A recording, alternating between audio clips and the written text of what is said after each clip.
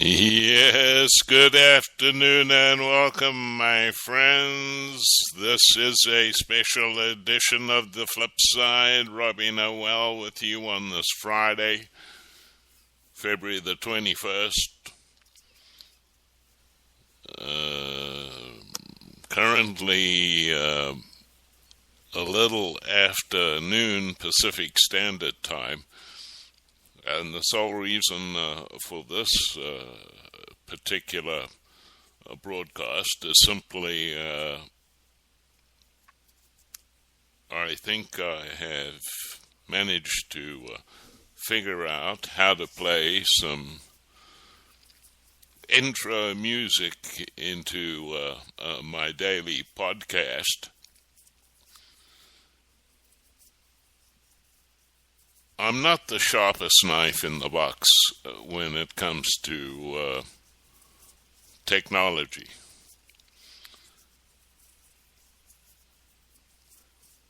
However, I am tenacious with a lot of things, and I refuse to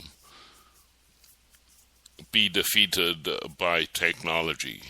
So, as I've said, this broadcast in large part is a test of some of my newfound talents, but being Friday and considering that the markets are going to close in 30 minutes, I think there's some good news I can share with you as we close out this week's trading, and that is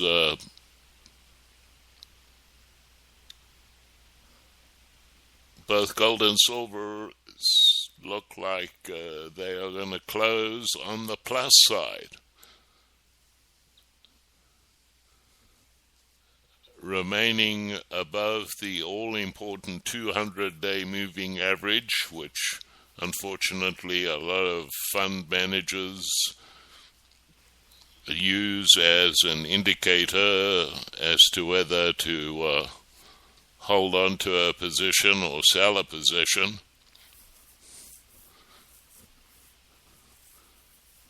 As I watch CNBC, I'll give you the current price. There we are, up $8.10 at $13.25.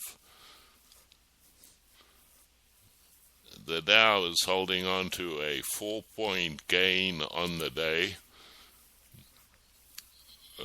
There wasn't too much to cheer about as far as the Dow is concerned, but what I want to share with you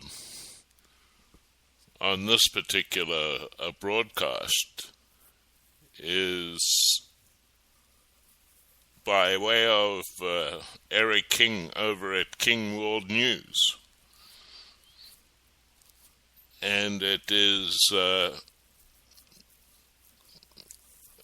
pretty stunning expose by a former Fed official. Let me share this with you. In the aftermath of the recent chaos and market turmoil in emerging markets, today King World News spoke with the man the Fed called on to execute quantitative easing 1, and who also set up the Fed's massive trading room. Former Fed member and former managing director at Morgan Stanley, Andrew Hazar. What he had to say should really stun readers of King World News. He warned that stocks may collapse 30% or more in a matter of months if the Fed continues on the current course. He also said the Fed is now running the largest hedge fund in the world and it may end in disaster. Eric King asked Andrew Hazar, what made you come out publicly and say that quantitative easing was a failure and apologize to everybody? What made you come out and do that? His response was, I left the Fed in 2011. I maintain great respect for a lot of the people inside the Fed, so I struggled for a long time to come out and speak publicly about it. But in the end, I spoke out because I believe that quantitative easing, while initially well-intentioned, has really allowed the U.S. to simply kick the can down the road with respect to major structural reform that has to do with the U.S. economy. I think the financial crisis should have been a pretty significant wake-up call for the country, and yet 5 years after the peak of the financial crisis, I think our economy looks pretty similar to where it was after the 2008 and 2009 collapse. Most importantly, with respect to the banking sector, which has only become more concentrated and even larger. So I think a lot of what the Fed has done has enabled us to basically avoid doing too much about these problems.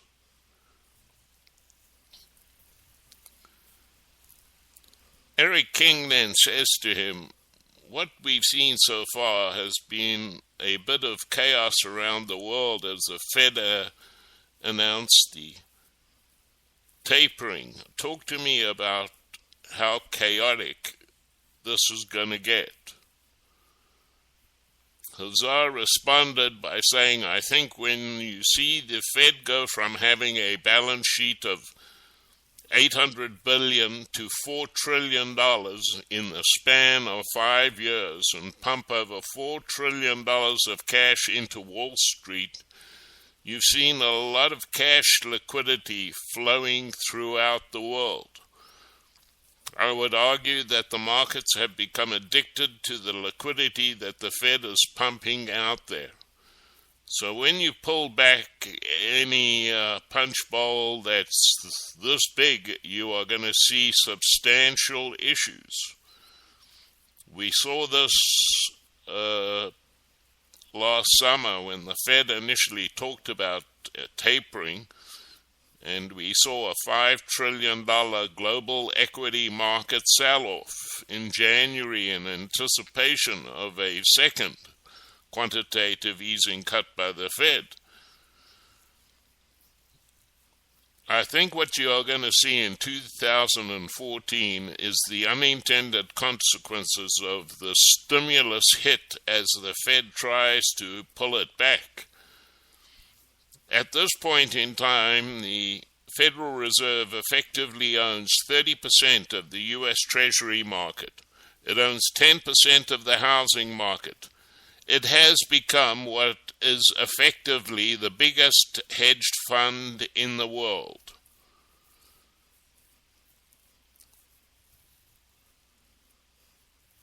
We will no doubt be entering into a major roller coaster ride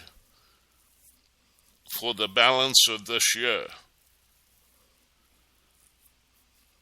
If the Fed sticks to its current position, I think we could see a 20 to 30% sell-off in the U.S. stock market pretty easily in the course of the next few months.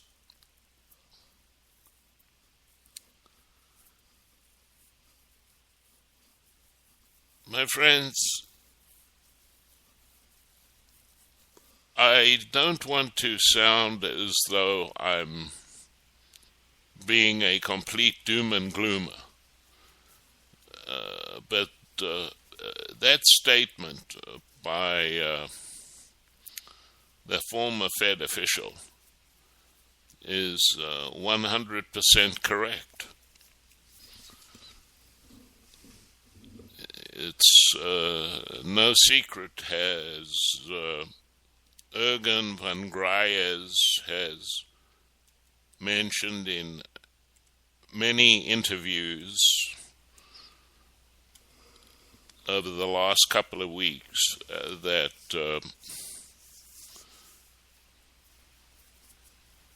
the world is facing a second reset. And by that he means that after World War II, the first reset was the Bretton Woods Agreement to deal with the debts accrued after World War II.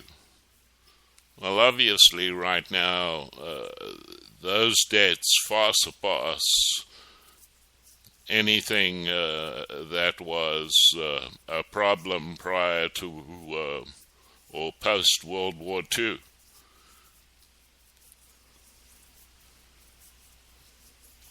And he is convinced that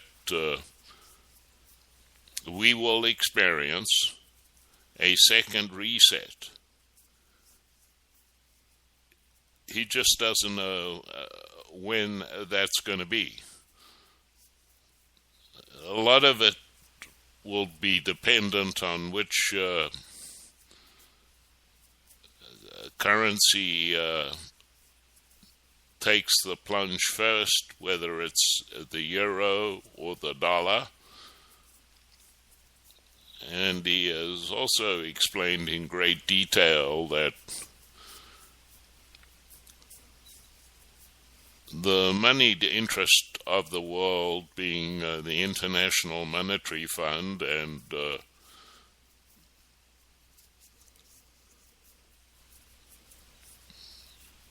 Bank of International Settlements, the central bank of central banks, that they have pre-planned for a total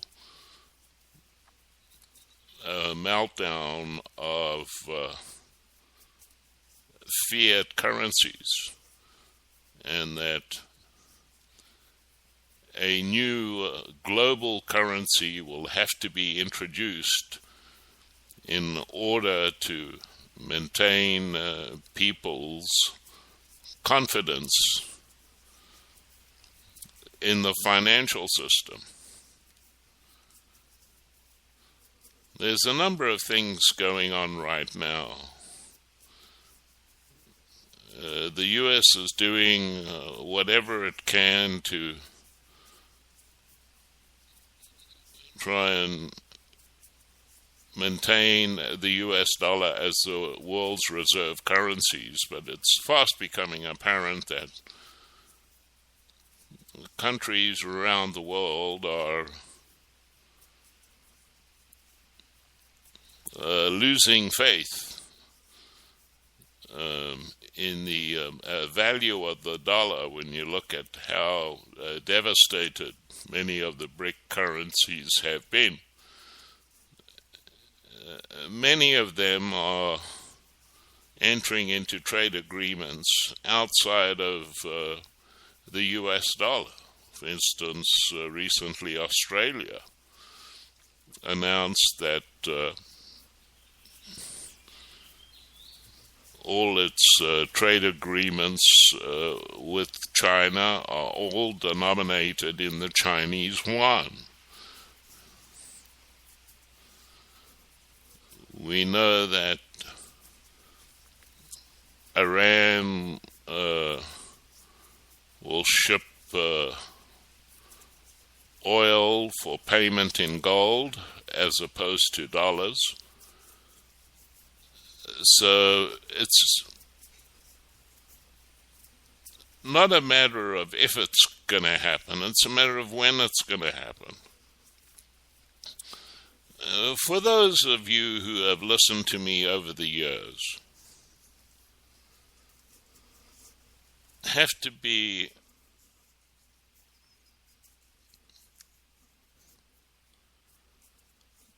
well aware of the fact that of the numerous theories we have discussed over the years, a new world currency has always been part and parcel of that discussion.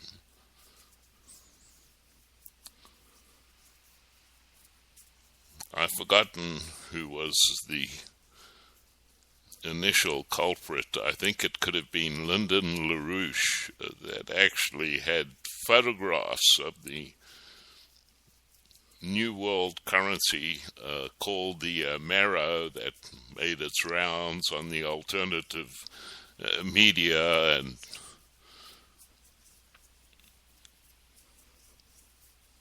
sounded quasi-legit.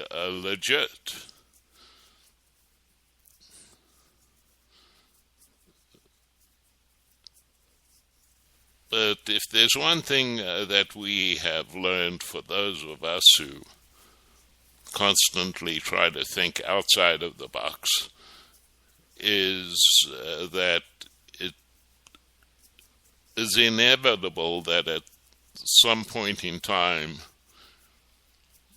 not only will we be dealing with the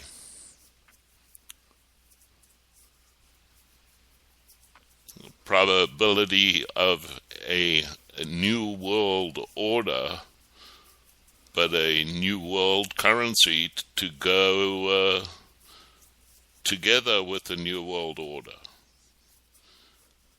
I mean, all one has to do is simply take a look at the situation around the world as we speak. And any one of these events could set off a whole train of events that who knows how it could end up. You have disgruntled people pretty much all over Asia. Bangkok is effectively shut down. Same amount of people are pissed off in South America, Venezuela, Argentina. And then the big kahuna right now, it's kind of ironic how the Middle East has suddenly disappeared off everybody's radar screen, but the events unfolding in the Ukraine could quickly disintegrate into a full-blown civil war. The fact that they don't call it a civil war amazes me, as each and every morning when I tune in, the death count sounds like it's getting larger. Now, as I said, this particular broadcast was more a test to see whether or not I could actually get to play music on my podcasts, because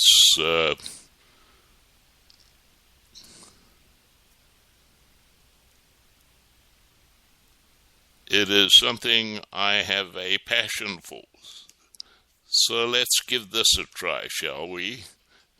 As we exit this particular podcast,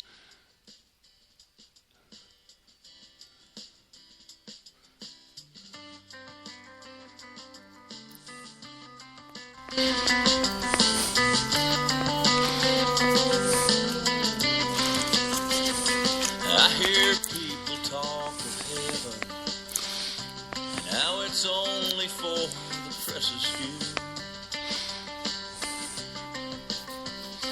But in the book that I've been reading, sounds to me like there's a lot of room.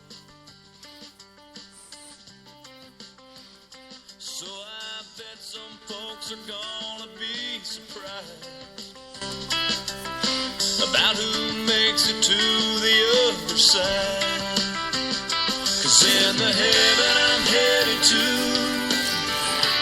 there's a place for preachers, thieves, and prostitutes, saints and soldiers, beggars, kings, and renegades, for any soul that ever found amazing grace. Ain't no telling who on earth he might include in the heaven I'm headed to.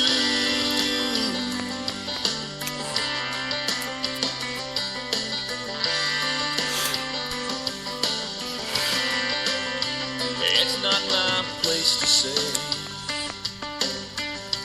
just who does or doesn't get to go.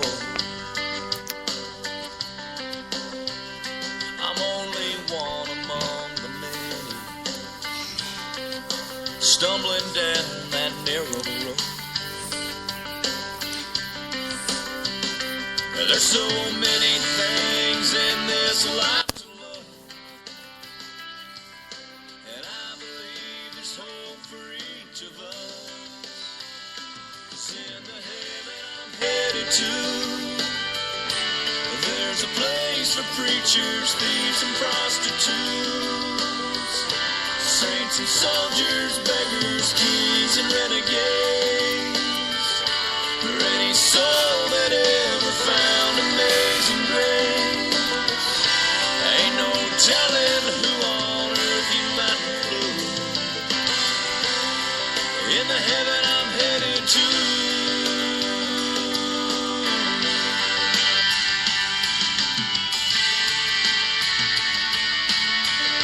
And the only thing I know,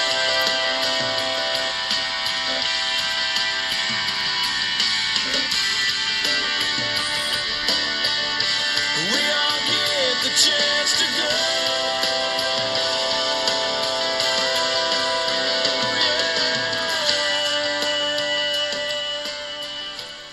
Well, my friends, a little musical interlude on this special Friday podcast. Robbie Noel, not only doing the show on the Micro Effect coming up at 4 p.m. Pacific Standard Time today, but as I mentioned, playing around with this new system to see how it works and whether or not I will be able to pursue my passion of sharing some of my favorite tunes with you, like this one by the Eagles. If there ever was a song that explained our generation and what we went through, this is it. It's called The Sad Cafe.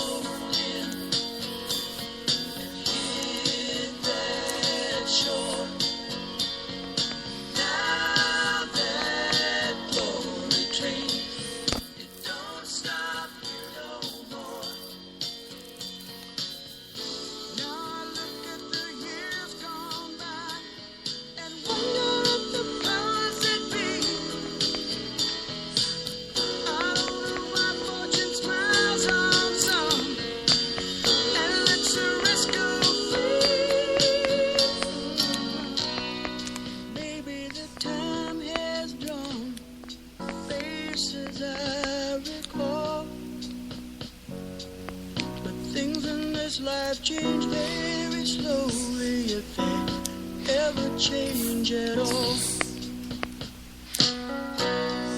No use in asking why, it just turned out that way. So meet me at midnight, babe, beside the Sad Cafe. Why don't you meet me at midnight, babe, beside the Sad Cafe?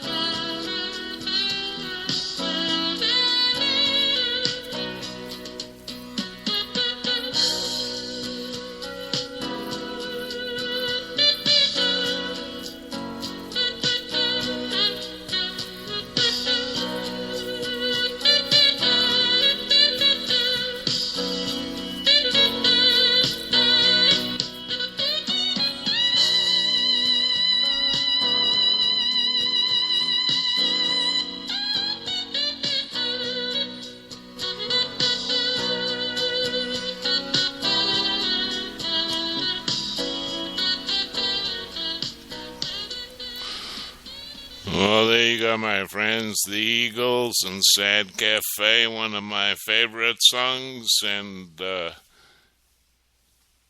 if this particular broadcast turned out the way I hope it did, I would really appreciate your feedback. You can drop me a line at robbinoel@hotmail.com or robnoel1@mac.com. There's also a link on my webpage at robbinoel.com. You will see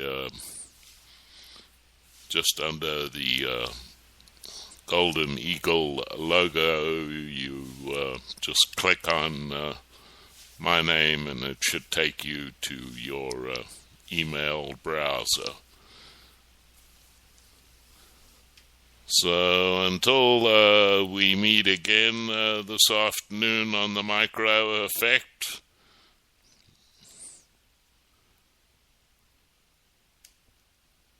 thanks for taking the time to listen.